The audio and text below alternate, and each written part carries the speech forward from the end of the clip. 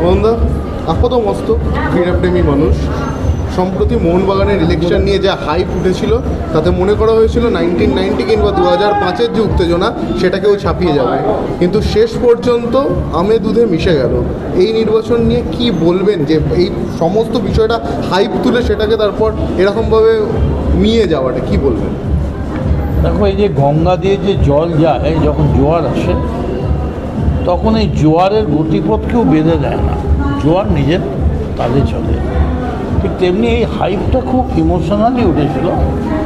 আবার কলকাতা মাঠে মোহনবাগান, ইস্টবেঙ্গল, মোহামেডান, আবার সেই পুরোনো দিনগুলো, আবার সেই পরিমল দে, হাবিব, আবার সেই রকম খেলা, এরকম আশা করে মোহনবাগানের ইলেকশনটা সেই হাইপটা তুলে দিয়েছিল। কিন্তু আমি মনে করি একজন ফুটবল প্রেমিক হিসেবে যে এই যে সবাই মিলে একসঙ্গে হয়ে সমস্ত মোহনবাগানিরা এক জায়গায় এসে গেল, এটা খেলার পক্ষে শুধু ভালো হলো না, এটা ভবিষ্যৎ প্রজন্মের পক্ষেও খুব ভালো হলো।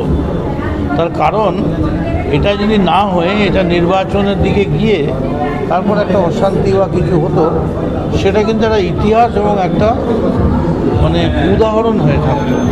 এবং যেভাবে সুন্দরভাবে অ্যাডজাস্টমেন্ট হয়েছে তাতে আমার মনে হয় যে মোহনবাগানে এই মুহূর্তে কোনো মোহনবাগানই নেই যে বলবে আমি অখুশি, সবাই খুশি।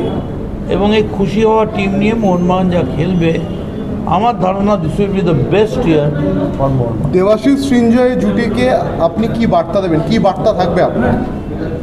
দেবাশিস সৃঞ্জয় জুটি আমার ধারণা যে গত 40-50 বছরের ইতিহাসে ফুটবল সংগঠকদের ক্ষেত্রে সবথেকে সেরা জুটি।